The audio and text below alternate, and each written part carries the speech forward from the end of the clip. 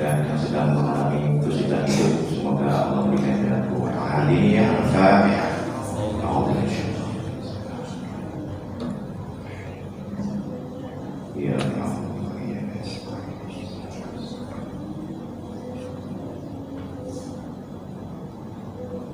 Kemudian yang kedua juga ada informasi dari DKM, ada hamba Allah yang menyumbangkan minuman ya, aqua ini yang bapak-bapak minum kalau lagi tahu itu, insya Allah.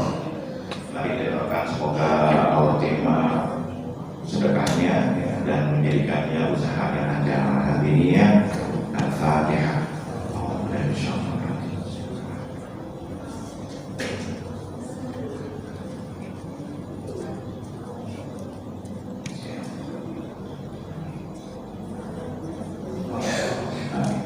Baik, kita serahkan Nabi Allah. Segala informasi dari yayasan semalam sudah ditempel gambar desain dari madrasah. Jadi Bapak Ibu bisa melihat di bawah itu ya.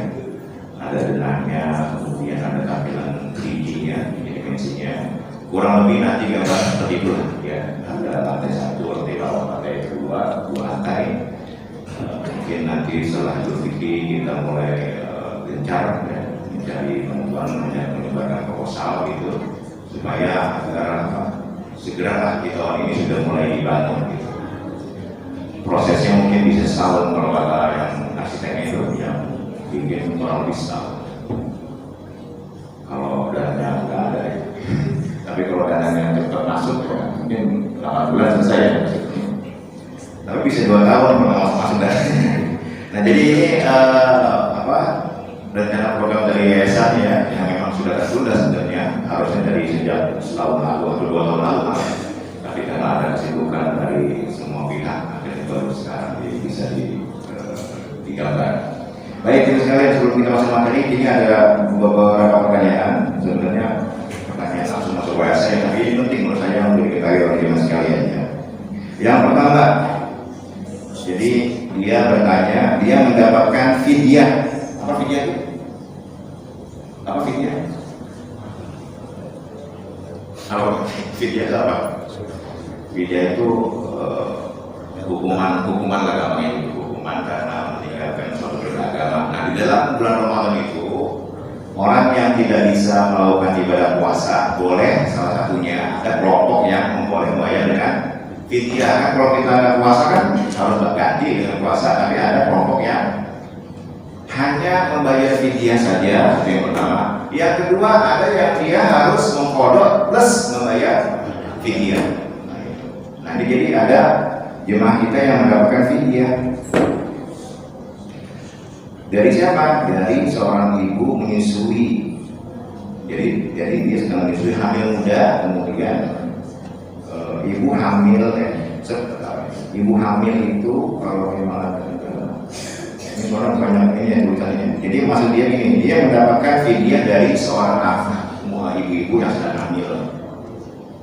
Karena dia merasa kuat, akhirnya dia tidak puasa. Akhirnya dia setiap hari bayar fidyah tuh.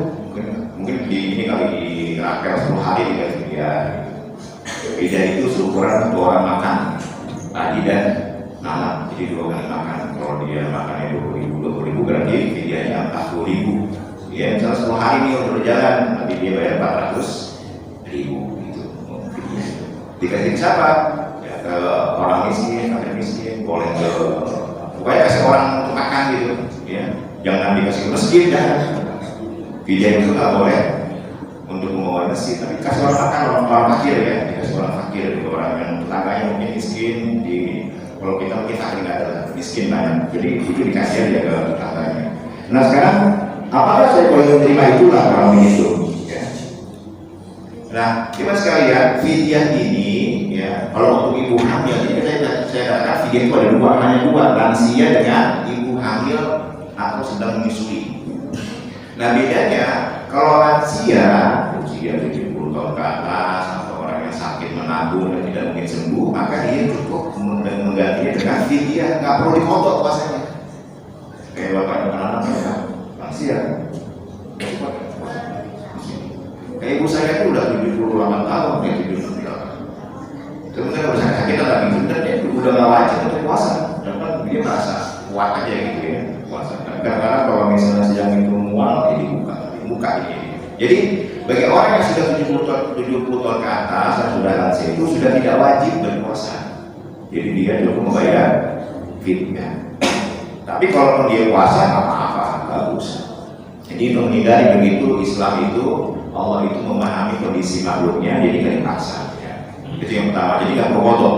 Nah berbeda dengan ibu hamil atau sedang menyusui.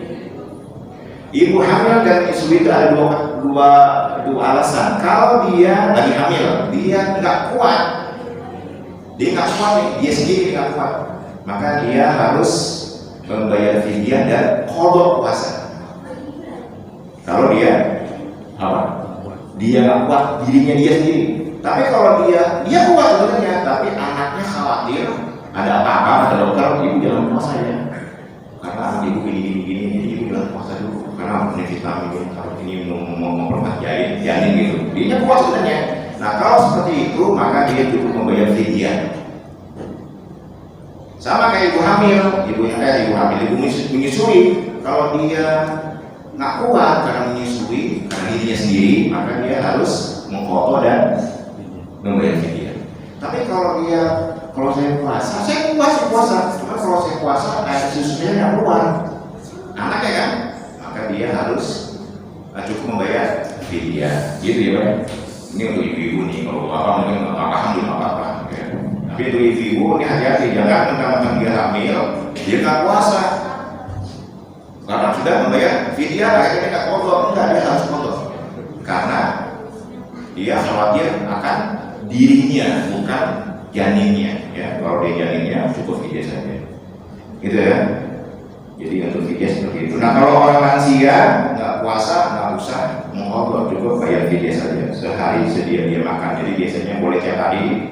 Tapi ada ulama yang tidak boleh. Misalnya gini, bapaknya Paranang ya, udah usul kan, udah lansia. Terus udah niat dari awal nggak mau puasa gitu. Akhirnya dibayar di awal Ramadan 40.000 kali. Jadi kalau 30 hari ya, berarti 1.200.000 dibayar di awal, itu nggak boleh. Jadi dia membayar fidyah sebelum waktunya. Jadi tiap hari ya, minimal hari itu, di hari itu sore makan, sore berbuka kesehatan atau dirapel boleh. Jadi jangan duluan. Jadi fidyah itu saat ini untuk tidak memberatkan umatnya gitu. Masa belum puas, belum dia melakukan istighfar, udah bayar istighfar gitu.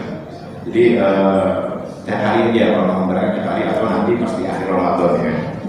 Fidyah itu dikasih kepada fakir, miskin dan lapar asnaf pokoknya. Terutama fakir miskin ya, untuk makan. Itu yang pertama. Yang kedua, apakah anak korban MBG boleh menjadi wali nikah? Oh iya, MBG jadi marriage ghost accident. Jadi ada dulu misalnya suami istri, istrinya itu hamil duluan sebelum nikah. Terus dia punya anak, kemudian punya adik lagi perempuan, ya, punya adik lagi. Jadi anaknya ada 3 nih, laki, perempuan misalnya. Bapaknya meninggal. Nah anak pertama ini kan dia istilahnya kalau sekarang itu anak kawin. Ya karena kecelakaan gitu, dia anak itu hamil, istri itu hamil karena belum nikah gitu ya, kecelakaan gitu. Apakah anak laki-lakinya boleh menjadi wali anaknya? Gitu boleh. Anak laki-laki, kakaknya bisa menjadi wali bagi adiknya yang perempuan. Nah kalau misalnya dia menikah ketika kalau anak laki-laki itu lahir 6 bulan setelah ijab qabul, maka tanggal. Kalau anak laki-laki itu lahirnya 6 bulan setelah ijab qabul, berarti dia hamil nikah setelah hamil 3 bulan gitu. Maka dianggap anak itu binnya kepada bapaknya. Maafnya karena anak hamil anak orang. Hamil kata dia, Mas aku hamil. Berapa bulan? 2 bulan. Udah telat 2 bulan. Kemudian Paranang nikahin. Nah itu kandungannya langsung pindah ke Paranang karena baru 2 bulan. Tapi kalau sudah hamil berapa bulan? 5 bulan. Berarti kan dia lahir 4 bulan setelah ijab kabul, kan 9 bulan nih. Dia umur anak bayi itu 5 bulan. Berarti kan setelah dia ijab kabul 4 bulan lahir kan gitu. Nah itu kalau begitu maka dia tidak, dinnya itu bukan ke bapaknya. Kalau di akte diketahui boleh saja, tapi dalam hukum Islam dinnya itu dia nggak punya bapak gitu. Maka kalau kasus seperti itu, si anak pertama itu dia tidak bisa menjadi wali untuk adiknya yang perempuan. Jadi walinya siapa? Wali hakim itu, karena dia tidak punya bapak. Jadi ini akhirnya kalau di KUA tuh ini, kalau di KUA ya, terutama ini anak perempuan yang pertama. Bapak kalau misalnya ke KUA mau menikahkan anak yang pertama perempuan, itu nanti oleh KUA diminta buku nikah dari orang tuanya. Ini khusus untuk anak perempuan yang pertama ya. Nah juga, jadi syarat-syaratnya KTP biasa ya. Kemudian diminta buku nikah orang tuanya. Setelah diperiksa, apa itu untuk diperiksa? Ini anaknya ini anak bener gak? Gitu. Anak perempuan ini. Ya walaupun pasti ada di bapaknya, tapi pas dilihat dia anaknya lahir bulan Juni. Anaknya lahir bulan Juni. Pas dilihat buku nikah orang tuanya, nikahnya bulan Januari. Nikahnya bulan Januari, anaknya lahir bulan Juni. Dan berapa bulan loh? Baru 5 bulan gitu kan? Maka untuk seperti itu KUA nggak mau menikahkan dengan bapaknya, langsung diambil oleh KUA. Itu ini karena wali itu rukun yang nggak bisa ditolak oleh ya. Kalau dia menikahkan oleh bapaknya nggak sah, karena itu bukan walinya. Jadi hati-hati nih bapaknya kalau yang punya nanti apa mungkin PRT juga itu nanti dicek juga dan nikah bisa ada surat pengantar tuh kan dari RT dicek ini. Coba ya. Buku nikah bapaknya gitu kan, juga baru 3 bulan Januari bapaknya nikah, orang tuanya bulan Maret anaknya lahir. Nah, berarti itu nanti ketika surat pengantar mungkin ini bukan anak kandung, walaupun dia anak kandung ya, tapi dari sistem wali itu nggak bisa, jadi bapaknya itu ya. Begitu Pak ya, ini kasusnya masalah itu. Nah kemudian kita sekalian materi kesukaannya. Saya lupa nih apa sudah pernah saya sampaikan gitu. Jadi keistimewaan Nabi Muhammad di bulan Ramadan. Jadi ada keistimewaan Nabi Muhammad secara keseluruhan, semalam mungkin sekilas saya jelaskan. Ada lagi keistimewaan umat Nabi Muhammad khusus di bulan Ramadan. Ini kita harus tahu nih umat Nabi Muhammad ya. Jadi biar karena kita istimewa, maka jangan sampai sebagai umat Nabi Muhammad justru menggunakan Ramadan ini dengan hal yang sia-sia. Ya, gitu. Ini mumpung masih lama Ramadannya. Yang pertama nih, kemarin kan semalam itu saya menjelaskan hendaknya kita sibuk bersyukur karena kita menjadi umat Nabi Muhammad. Kenapa? Kenapa kita bersyukur? Karena kita diciptakan sebagai umat Nabi Muhammad. Kenapa? Ada yang belum dengar atau ini? Kenapa Pak Mas Eko? Kenapa Mas Eko bersyukur sebagai umat Nabi Muhammad? Karena bisa nikahin Mbak Widya kan? Jadi kenapa kita bersyukur menjadi umat Nabi Muhammad? Karena kita umat Nabi Muhammad itu umat yang terbaik yang Allah ciptakan di muka bumi itu. Kuntum khairu ummatin ukhrijat linnas. Kalian adalah umat terbaik yang pernah Allah ciptakan di muka bumi. Jadi sebagai umat yang terbaik, nggak bisa, nggak boleh kita menemukan lagi jalan di depan kita ada orang non Islam pejabat belum untuk gitu ya. Jangan Pak. Ya. Sesama umat Islam aja kalau berhadapan salaman aja, nggak usah nunduk itu. Kayak gila. Saya punya teman ya, kepala kantor saya itu dulu, teman saya, jadi dulu di kantor. Itu kalau ketemu wali kota, dulu saya ini itu nunduk. Iya, dia kepala kantor, tapi kalau ketemu wali kota nunduk. Kayaknya, karena saya teleponan ya, lu kepala kantor, tegak. Laki-laki, kepala kantor, dia telepon perempuan ini. gitu ya. Ya kayak presiden kita kalau presiden kemarin kan ketemu Pak Jokowi pas makan malam. Emang siapa dia sama manusia juga? Biasa aja sih. Gitu. Apalagi kita berhadapan dengan misalnya di komunitas Islam tegang kita. Irfan Prok Saka kata ulama, angkat takat palamu, jangan nunduk. Kenapa? Ya anak umat Muhammad, karena umatnya Muhammad itu. Jadi umatnya Muhammad harus bangga karena dia sebaik-baik generasi. Nah, kenapa? Karena apa istimewanya kita ini umat Muhammad di bulan Ramadan? Yang pertama, memasuki bulan hari pertama bulan Ramadan. Sudah 10-11 hari lalu ya, Allah Subhanahu wa ta'ala merahmati mereka. Nah, jadi alhamdulillah sejak Ramadan hari pertama itu ketika diumumkan oleh pemerintah atau mungkin Muhammadiyah menetapkan satu Syawal tanggal sekian, itu malam tarawih pertama Allah langsung merahmati umat Nabi Muhammad. Semuanya Pak, mau yang taat, mau yang enggak, mau yang bermaksiat, pokoknya kalau di umat Muhammad Allah langsung merahmati. Makanya diharapkan orang-orang yang dulunya sebelum Ramadan itu tidak taat karena Allah beri rahmat kepada mereka, maka harusnya orang yang tadinya bermaksiat ya menggapai rahmatnya itu. Apalagi kita kan yang sering masjid atau yang sering ngaji ibadah, harusnya kita bangga ketika ketemu dengan Ramadan Allah sudah memberi rahmat kepada umat Muhammad. Umat lain tidak dikasih rahmat Pak dengan Allah. Kemudian yang kedua yang mungkin kita sudah tahu, bau mulutnya umat Muhammad saat puasa, khususnya memasuki waktu sore, lebih wangi dari minyak kasturi. Ini sudah tahu ya. Jadi kalau lagi puasa kita kan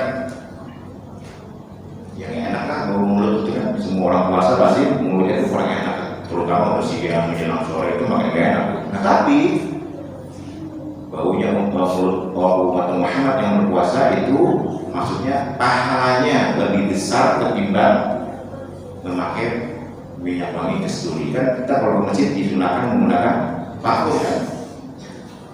Bapak kalau ke masjid pakai parfum, kenapa? Karena itu pahalanya besar. Ya, wangi. Jangan sampai Bapak ke masjid samping kanan kirinya malah kebauan. Nah, dilarang oleh Nabi ya.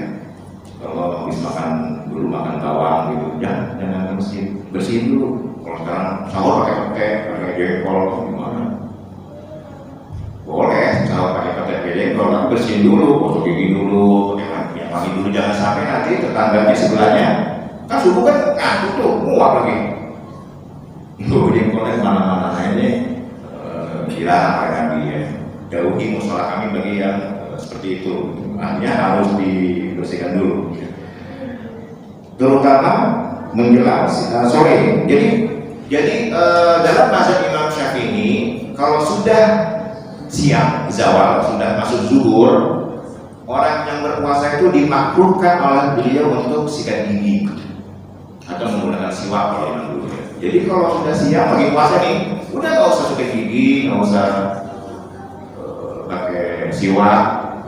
Bukan nggak boleh, tapi Imam Syafi'i itu memakruhkan, saking bahwa bau mulut orang puasa itu pahalanya besar gitu. Tapi ini kondisional ya, kondisional. Kalau Bapak nggak mana-mana, tapi kalau Bapak sudah kerja ketemu dengan klien, ya gosok gigi lah, biar nggak bau. Tapi kalau nggak ada kepentingan apapun yang urgen, udah ini aja bau, dia nggak bau. Orang yang puasa pasti mulutnya bau. Ya. Tapi itu pahala lebih besar ketimbang kita menggunakan minyak wangi. Tapi sekali lagi ini kondisional. Kalau Bapak memang harus gosok gigi, ketemu klien orang gitu kan, rapat, itu harus menjaga kebersihan. Gitu. Itu yang kedua. Yang ketiga, di bulan Ramadan malaikat memohonkan ampun bagi umat Muhammad saat puasa setiap pagi dan malam sepanjang hari. Nah ini Pak, kita umat Muhammad ketika berpuasa maka malaikat itu memohonkan ampun bagi mereka yang puasa. berdoa itu malaikat. Kan banyak masyarakat kita misalnya pergi ke rumah kiai, ngapain? Biasanya ngapain kalau saya kalau ke rumah kiai? Minta berkah, minta doain kan gitu. Gimana namanya? Sowan itu kan ada ungkapan ngobrol sejenak dengan orang pintar, orang alim, kiai gitu ya, orang pintar lah gitu. Itu lebih baik ketika kita ibadah bertahun-tahun. Gitu lah. Itu ada ungkapan ngobrol sejenak dengan orang alim, kiai gitu ya. Atau bukan kiai aja, orang pintar lah gitu, orang yang semakin itu lebih baik daripada ibadah bertahun-tahun. Itu artinya apa? Kita harus mendekat kepada orang pintar, orang soleh. Maka kalau misalnya di Indonesia ini ada apa tradisi dia sowan ke kiai, itu dulu saya dengan yang itu pernah sowan ke almarhum Mbah di Lembang kan 2 bis. Harapannya bisa ngobrol aja, paling kita ngobrol sebentar paling 10 menit gitu kan. Tapi masya Allah ya, ketika kami itu sana rombongan kami itu hampir 1 jam lebih ngobrol dengan beliau. 2 tahun sebelum beliau wafat di Mekah Habibie.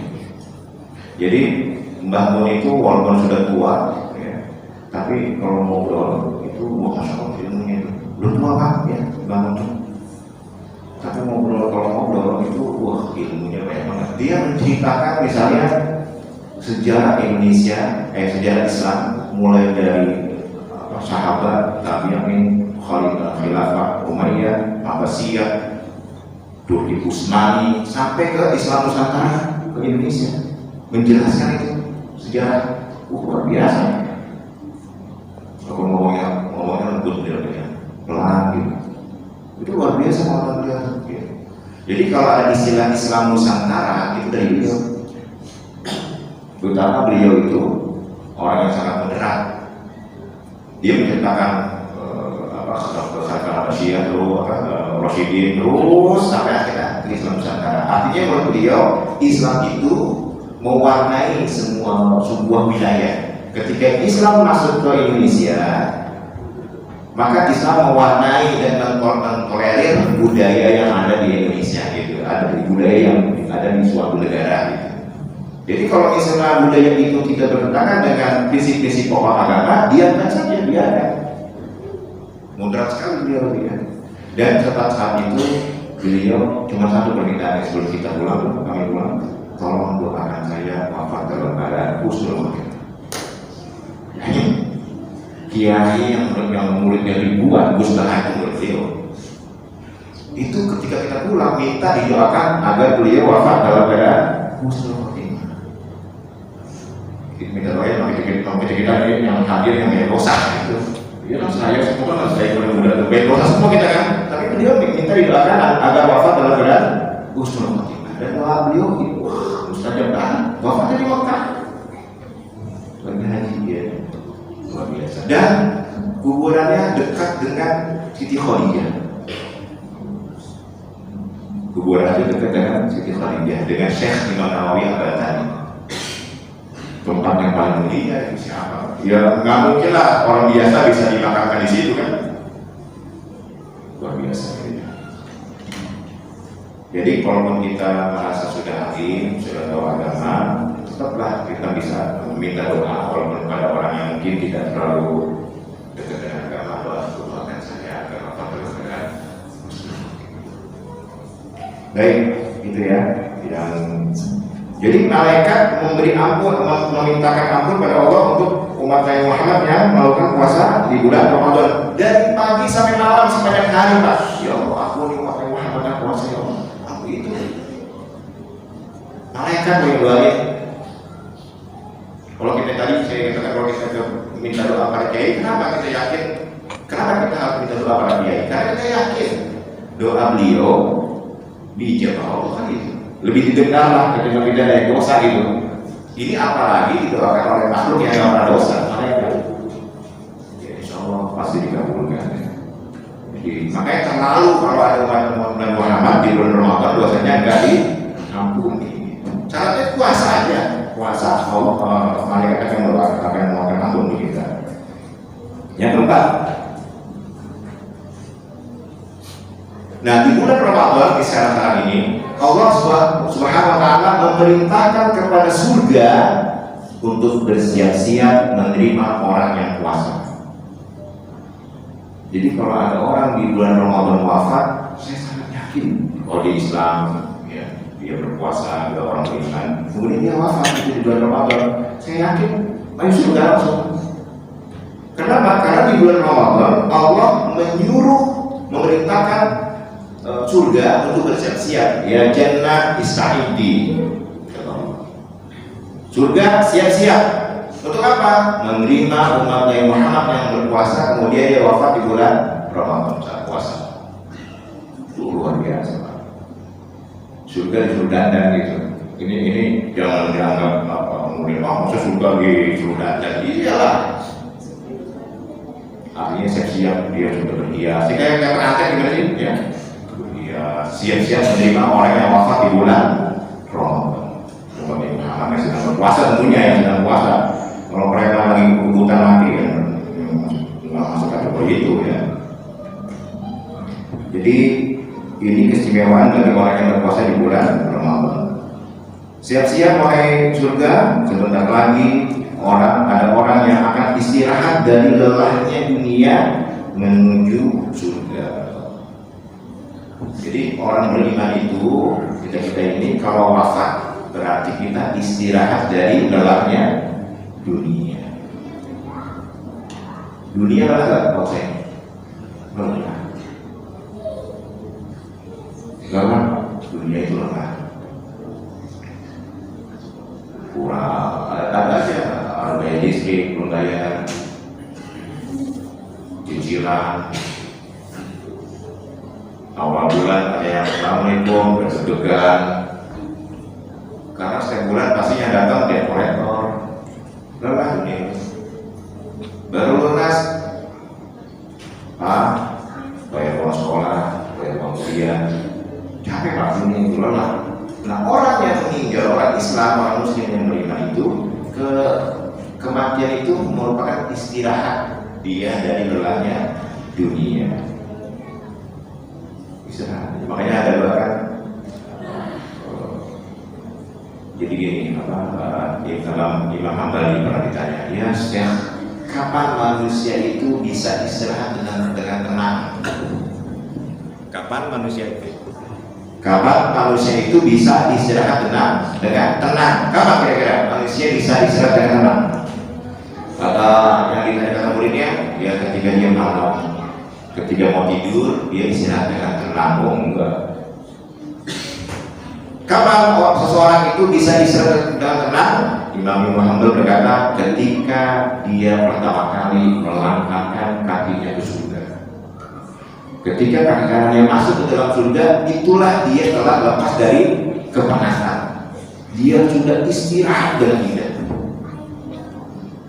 Kalau belum masuk kakinya ke surga, belum ini Pak, belum istirahat dengan tenang ya. Apalagi para masyarakat, deg-degan semua itu orang. Mau minta tolong siapa yang merasa? Ya kan? Ibu udah gak kenal anak udah gak kenal bapak, suami gak kenal istri, gua nafsi sendiri. Yang ada adalah siapa yang gua incer ambil pahala gitu.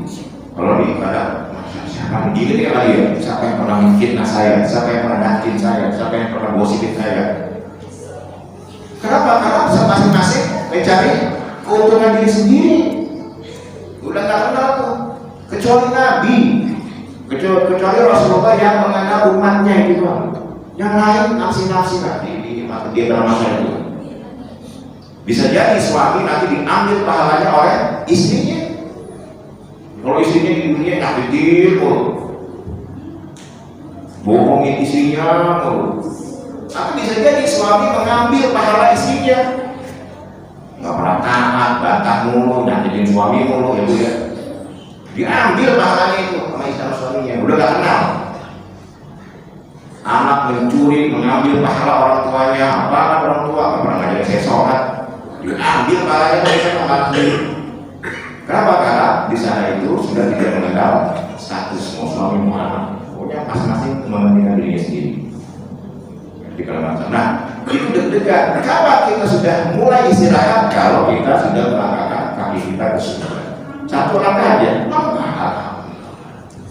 karena nanti di surga ketemu dengan Pak saya, walaupun hidupnya masih beda ya. Karena di sini, saya di sini banyak nih, karena puasa terus di dunia masih dari baru pelayan ya. Pak saya karena sedekah, ya bagus sedekah, ketemu. Usai. Akhirnya kita di sini. Indah Pak. Akhirnya kita di sini, akhirnya di surga. Jangan sampai nanti di surga yang satu masuk neraka malah di surga juga ya. Enak semua, panas gitu kan di neraka. Gitu Pak ya. Insya Allah kita semua jamaah hidayah nanti ketemu semua surga ya. Kemudian berkumpul di sebuah pohon di dekat Telaga Kautsar namanya. Saya bisa posting di Facebook. Alhamdulillah masuk Telaga Kautsar gitu. Instagram. Ini Pak ya. Itu pentingnya sahabat di dunia. Itu pentingnya sahabat di dunia. Jadi sahabat itu jangan cuma sahabat di dunia itu jangan hanya untuk kepentingan dunia. Ada orang berbisnis di dunia, perusahaan A, perusahaan B, kolaborasi, kerjasama, itu hanya untuk kepentingan dunia. Berteman itu, coba berteman. Kenapa? Karena sahabat itu, ya, sahabat di dunia itu bisa menolong kita nanti di akhirat. Karena bahkan surga dari perusahaan, ya Allah, perusahaan mana ya Allah? Ya Allah, kalau saya marah ya Allah. Kata Allah, kalau saya di neraka. Nah, Anda sebagai sahabatnya bisa memohon pada Allah, ya Allah, kalau saya itu sahabat saya di dunia, justru karena dia saya jadi aktif di masjid. Justru karena dia saya jadi sahabat mengenalmu misalnya. Ya. Kalau dia pernah bisa memohon pada Allah agar menguatkan kalau saya dari. Nah ini gunanya teman gitu loh. Jangan teman di dunia justru menjerumuskan ke neraka. Seperti kan saya pernah punya tamu ini anjing gitu tadi. Kita di dunia nih ada teman berempat misalnya, atau berlima lah. Ada perampok Pak. Ya, jadi 5 orang ini sahabat dia suka merampok bank, merampok berhasil. Wah berkali-kali dia merampok selalu berhasil. Kalau berhasil, wah pesta gitu kan. Ini sahabat berlima nih. Nah suatu hari ketika mereka ingin merampok bank, ada satu orang yang ketahuan, ketangkep sama polisi ditembak, mati. Dan 5 orang, 1 orang terkena tembak polisi mati, yang 4 kabur.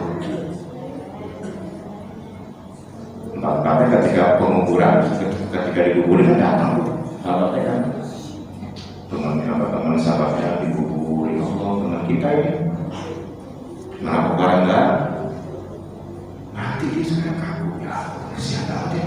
Dengan begitu akhirnya 4 orang sahabatnya melihat kematian sahabatnya itu, dia insaf tobat.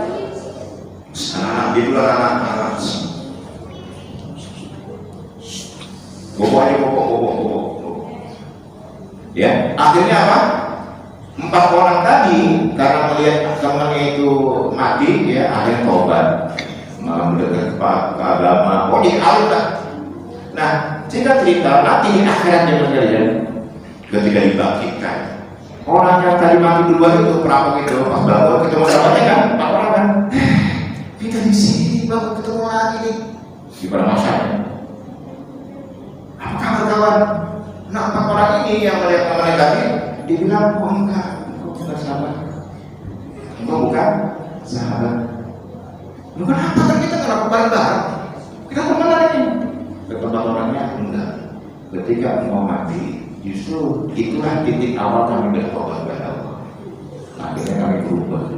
Nah, maksud saya di dunia kita berteman, jangan kita seperti itu. Justru kita menjadi contoh, menjadi peringatan bagi teman kita karena dia itu jadi insaf dari alim karena melihat kematian kita. Rugi gak orang kita? rugi banget itu. Kita menjadi pelajaran bagi orang yang masih hidup. Kan banyak kan kalau kita lihat misalnya ada perampok mati, kita kira-kira gimana tuh? Ada perampok, ketembak mati, kira-kira sedih atau apa? Nyukurin lah. Orang yang mabuk balap-balapan nabrak, emang ada yang kesian tapi enggak. Disyukurin itu. Syukur lagi menurut itu. Syukur lagi merampok. Jadi kematian kita itu justru menjadi pelajaran. Jangan sampai saya mabuk, karena kalau mabuk mati bisa gitu. Kematian kita justru membuat orang itu menjadi insaf, menjadi sadar ya. Ini bahayanya. Makanya teman itu di dunia harus selektif lah. Kalau hanya kenal boleh masuk aja. Kalau kenal nih, teman. Ya anak misalnya ingin berteman boleh dengan siapa aja, mau yang agama Islam, mau yang Kristen, mau yang Hindu, udah boleh berteman kenal. Tapi kalau untuk menjadi sahabat harus selektif.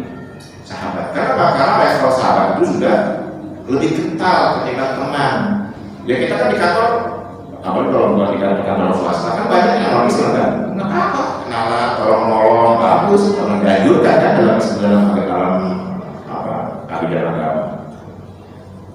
Bersahabat itu kabar berteman itu boleh dengan siapa aja, tolong-nolong boleh dengan siapa saja. Kita melihat agama ras suku. Ya Yohanes, inna khalaqnakum min dzakarin aw unsa wa ja'alnakum syu'uban wa qabaila lita'arafu. Wahai manusia, kata Allah, aku ciptakan kalian dari laki-laki dan perempuan. Laki-laki dan perempuan, ada yang bencong, ada yang LGBT, ada yang homo, ada yang lesbian. Laki-laki dan perempuan, Allah beneran manusia itu. Waja'alnakum syu'uban wa qabaila lita'arafu, dan kami menjadikan kalian bersuku-suku dan berbangsa-bangsa. Untuk apa tujuannya? Lita'arafu, untuk saling mengenal, berkolaborasi, bekerjasama untuk kebaikan gitu. Tapi dari Islam tidak mengenal Allah itu tidak menilai orang dari apa? Laki-laki, mau perempuan, mau Jawa, mau Amerika, mau Australia, Arab. Orang Arab semuanya itu diciptakan oleh Allah, tapi dari sekian rasnya ada itu yang paling mulia adalah orang yang bertakwa. Inna akramakum indallahi atqakum. Jangan menamakan dia kaya, pejabat, kemudian disayang Allah, enggak. Jangan menamakan dia uangnya banyak, kemudian disayang Allah, enggak. Jadi yang disayang Allah itu adalah siapa yang paling bertakwa. Justru orang yang kaya itu dia sekalian tuntutannya, pertanyaannya akan lebih banyak ketika orang yang tidak tahu punya harta banyak. Makanya Nabi kan dengan orang miskin itu dekat. Nabi itu selalu dekat dengan orang miskin yang sabar. Tapi jadi kalau kita di dunia ini pas-pasan lah gitu ya, nggak kaya banget, ya udah, cuma saya dekat dengan Nabi gitu aja. Justru orang kaya itu kayak Abdurrahman bin Auf kemarin saya ceritanya. Abdurrahman bin Auf itu sahabat Nabi, kaya, uangnya triliunan, tapi masuk surganya dari sahabat Nabi dia terakhir. Karena beliau kaya. Justru sahabat Nabi kayak Bilal, miskin kan? Bilal itu miskin kan? Makanya itu mengharapkan bantuan infak Baitul Mal Bilal itu. Tapi sebelum dia mati, Nabi mendengar selamatnya surga. Miskin, jadi nggak usah terlalu menuntut dia kaya, yang penting cukup ya kan, cukup biar dekat dengan Nabi nanti dia kaya. Kemudian yang terakhir, yang kelima, di akhir bulan Ramadan, kalau tadi kan di awal bulan Ramadan Allah memberi rahmat, di akhir bulan Ramadan malam takbiran Allah akan mengampuni semua umat Nabi Muhammad yang berpuasa. Namanya Nabi ketika menaiki tangga yang pertama berdoa, Jibril berdoa, ya Allah celaka umatmu yang masuk Ramadan tidak diampuni. Nabi mengaminkan. Kenapa? Karena Nabi yakin kalau umatnya berpuasa di bulan Ramadan, iman wahtisaban, dengan iman dan ikhlas, maka pasti diampuni Allah di akhir bulan Ramadan. Kalau takbiran ini Allah mengampuni langsung cash. Kenapa? Karena dianggap kita sudah kerja. Ditanya, ya Rasulullah, apa iya semua kita umat Muhammad diampuni ketika di akhir bulan Ramadan? Iya kata Nabi. Bukankah kata Nabi, seorang pekerja itu pas di akhir bulan dia mendapatkan ujroh, upah, gaji. Kan kita kalau kerja di kantor gajinya kapan? Kalau di Indonesia di akhir bulan, ya kan? Akhir bulan kan kasih gaji. Nggak sama. Diantaranya kita selama sebulan itu bekerja dengan menahan lapar, haus dan nafsu. Itu dianggap oleh Allah kita sudah lulus bekerja, maka Allah langsung memberi upah dengan mengampuni, memaafkan kesalahan hambanya di masa lalu. Itulah yang maksud dengan hadis man shoma Ramadan iman wa ihtisaban ghufira lahu ma taqaddama min dhanbihi. Asal syaratnya apa? Dengan iman dan ikhlas. Itu maksudnya ya. Jadi ini masih lama bulan Ramadan. Benar-benar kita harus isi ya, kita isi dengan hal yang jauh lebih baik. Kenapa? Agar kita nanti di akhir Ramadan mendapatkan ampunan. Karena ini dia sekalian, kenapa sih Ramadan tiap tahun diulang? Ketemu lagi Ramadan. Kalau misalnya kayak Pak Idris udah berapa puluh tahun itu Ramadan? Karena ini udah 50 kali Ramadan, kalau dipotong sudah balik 40 kali bertemu dengan Ramadan. Masa iya dari 40 kali Ramadan itu nggak ada sih ya satu pun yang ganti biasanya kalau jangan banget. Jadi Ramadan itu justru bentuk kasih sayang Allah kepada umat Muhammad agar meraih ampunannya. Maka kita mau kan nih mengisinya gitu. Isinya itu bukan hanya ibadah yang sifatnya personal. Kalau Bapak tahajud, tarawih, subuh itu personal, ngaji bukan nggak bagus. Yang nggak pernah sholat masjid jadi sholat masjid, tapi itu ibadah yang bagus tapi sifatnya personal. Padahal dalam Ramadan itu justru ada perintah zakat fitrah. Apa zakat itu ibadah yang sifatnya personal apa sosial? Sosial. Jadi dalam bulan Ramadan itu jangan hanya mementingkan diri sendiri ibadahnya, bukan berarti nggak baik, ya baik.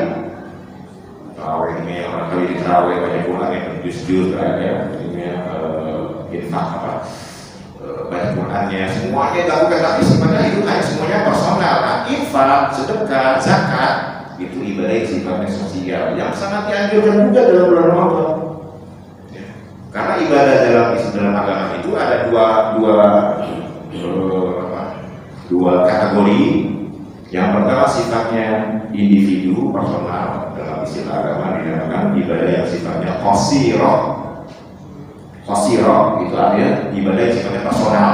Contohnya sholat, puasa, haji, umroh, baca Quran. Itu sifatnya personal, qasirah namanya. Tapi dalam Islam juga ada ibadah yang sifatnya muta'addiyah, yang sifatnya sosial ke masyarakat. Contohnya apa? Infak, menjaga lingkungan, biar bersih, itu ibadah yang sifatnya muta'addiyah dan itu sangat dianjurkan. Bahkan dalam kaidah fikih al-muta'addiyah afdhal min al-qasirah. Ibadah yang sifatnya sosial itu lebih afdhal ketimbang ibadah yang sifatnya personal. Ada orang sudah pernah pergi haji. Haji itu kan sekali aja seumur hidup wajibnya kan? Kemudian setelah 10 tahun dia mau haji lagi. Sementara misalnya tetangganya kebakaran, banyak ya, ada beberapa rumah kebakaran, banyak butuh bantuan. Mana yang lebih afdal, dia haji lagi atau membantu orang yang terkena musibah itu? Di dalam agama lebih afdal membantu saudaranya yang terkena musibah ketimbang dia harus haji. Kenapa? Haji dulu wajib, haji kedua sudah sunnah hukumnya. Sementara menolong orang itu lebih besar pahalanya ketimbang dia melakukan ibadah yang sunnah itu. Haji kedua juga sunnah, bukan wajib lagi. Nah itu saking Islam itu mementingkan ibadah yang sifatnya muta'addiyah personal. Contoh lagi yang lain misalnya gampangnya, Bapak lagi kurban, ya, mau kurban ini, dari kurban berapa? Bapak udah sering tiap tahun kurban. susah makan, mau beras, mau apa nggak punya gitu. Mana yang lebih baik, kurban atau membantu orang yang susah itu? Dalam keadaan fikih lebih baik membantu orang yang sulit tadi ketika mau kurban. Karena penting, lebih penting. Ya, ibadah sifatnya sosial, walaupun kurban itu sifatnya juga sosial, tapi selama ini kurban itu lalu dulu tetangga yang butuh pada saat itu ya. Jadi ada qasirah, ada muqaddiyah. Muqaddiyah lebih afdol dari qasirah. Ini kita sekalian ada pertanyaan? Berapa? Masih 4 menit lagi. Oh iya, ya baik sih. Masalah anak dan yang anak kelahiran tidak sesuai dengan pernikahannya. Artinya anak itu kan namanya anak setan apa anak Cina yang ada? Anak dia sendiri kan? Iya, masalah tadi yang hamil di luar nikah ya. Kalau ditanya ini tidak apa setan nggak ada lah. Ya. Kalau kita dulu bilang haram kan gitu, nggak ada Pak. Dalam Islam nggak ada anak haram, nggak ada anak setan, anak jin, nggak ada. Jadi kalau misalnya itu kan kesalahan dari orang tuanya. Jadi kalau misalnya ada perempuan hamil oleh laki-laki gitu, kemudian dia dinikahin akhirnya, kemudian anak lahir, anak itu anak apa ya seharusnya? Ya anak manusia, fitrah dia. Cuma kenapa nggak boleh? Dia cuma dalam nasab, dalam keluarga agama itu harus sahnya anak itu menjadi bint kepada bapak itu kalau sudah sah dengan ijab qabul. Karena dia menumpahkan sperma ke rahim perempuan tidak sah itu, tidak direstui agama masalahnya. Jadi sperma itu kalau dia ingin dianggap sebagai sperma dia biologis, dia harus pintunya itu apa? Ijab qabul. Setelah ijab qabul boleh ditumpahin bang gitu, lalu hamil, lalu itu sah sebagai anak. Tapi dalam agama kalau anaknya itu lahir 6 bulan setelah ijab qabul, artinya dia baru hamil 3 bulan, maka langsung dianggap menjadi anak dari yang menghamilnya itu. Dan nggak boleh perempuan hamil oleh Pak Idris. Pak Cunabur nggak menjawab. Dinikahi oleh anak nggak boleh kan? Itu undangnya kan harus nikah lagi kan ya? Kenapa? Harus nikah lagi gitu undang-undangnya. Nikah lagi gimana? Sehingga laki-laki sudah sebelum itu berikan kita lahir harus nikah lagi. Oh enggak kan gini, jadi anak istrinya perempuannya hamil 3 bulan gitu lah ya. Terus kan laki-lakinya itu yang menghamilkan nikah sah di KUA sah. Bukan selama ini nikah lagi. Enggak, bapak ibunya nih, Pak Idris kita menghamil orang ya. Terus kan hamil 3 bulan, mas saya hamil. Akhirnya Pak Idris nikahin ya, ibunya ya. Di KUA resmi gitu. Dan KUA nggak perlu tahu, gitu. Sudah hamilin nggak perlu tahu gitu. Nikah tuh resmi. Karena masih baru 3 bulan, maka otomatis anaknya yang hamil itu langsung jinnya ke Pak Idris. Karena masih 3 bulan. Lahirnya kan 6 bulan setelah itu. Tapi kalau sudah hamilnya di atas 3 bulan, artinya ruh itu sudah dimasukkan. Kan di usia 3 bulan sebuah rahim, ruh itu masuk. Hampir 4 bulan aja dikasih ruh, mau kan berdenyut. Kalau sudah 4 bulan 5 bulan hamilnya, maka Pak Idris walaupun menikahkan istri dan ibunya itu, maka nanti Pak Idris kalau ada perempuan nggak bisa menjadi walinya langsung paling hakim KUA. Kalau gitu. Tapi kalau anak laki-laki ya nggak masalah. Ya ini kan kalau anaknya itu ternyata perempuan, anak pertamanya. Terus adiknya gimana? Ya adiknya Pak Idris bisa. Anak kedua udah nikah. Anak kedua di perempuan lagi gitu kan. Itu boleh itu Pak Idris jadi boleh menjadi wali untuk anaknya yang kedua dan seterusnya. Yang pertama itu nggak bisa karena untuk aturan sekarang KUA itu kalau bapak nanti mendaftarkan nikah untuk anak bapak yang perempuan pertama itu nanti diminta fotokopi dari buku nikah orang tua untuk memastikan aja sebenarnya ya. Mungkin nanti juga ada asosiasi kayak LPKRT ada aturan itu ya. Itu udah ada aturannya itu. Kalau di Tangsel itu udah berlaku walaupun edaran dari Kementerian Agama itu dulu. Dan nanti kan ke depan Kementerian Agama itu bukan hanya melayani pernikahan orang Islam tapi juga non Muslim. Jadi nanti orang Kristen, Katolik, Buddha, Hindu itu dicatat di KUA. Ini jangan jadi konflik bagi kita nih Pak. Karena KUA sesungguhnya bukan hanya untuk orang Islam, tapi untuk semua agama. Malah di Bali kepala kantor Kementerian Agamanya itu orang Hindu. Di Bali perempuan orang Hindu, dan Bali justru menjadi Kementerian Agama yang paling bagus se Indonesia. Kami gitu ya. Kenapa? Karena kepala kantornya itu bisnis woman. Jadi semua banyak anggaran uang pribadi dia yang digunakan untuk membangun kantornya. Bagus banget ya di Bali sistem administrasi. Ini saja mungkin yang dapat saya sampaikan dari kalian.